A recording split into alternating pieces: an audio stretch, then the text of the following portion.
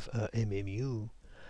In my case here, I have my AM23558SK running Linux and actually connected and halted with MMU turned on.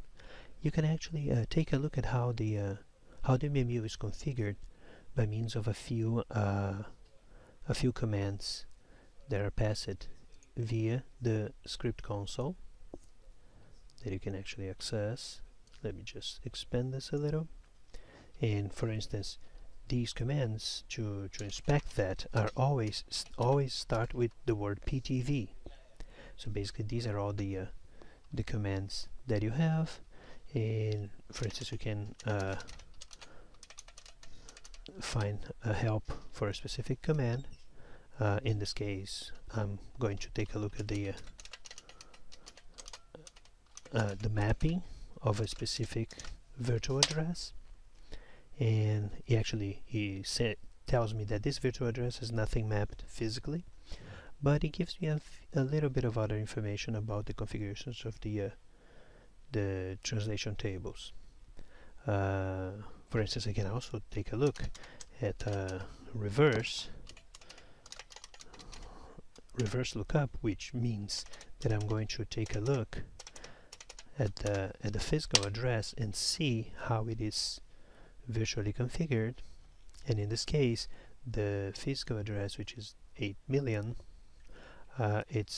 which is the base of the DDR, is configured to the C000. That is another way of looking at it. And also I can take a look at several entries on a specific on the lookup table, and depending on the parameters, you can actually take a look at those parameters on the help. But basically, I am actually accessing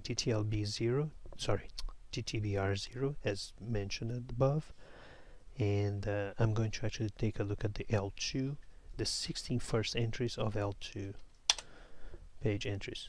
Oops, I guess I messed up on the call. And there you are.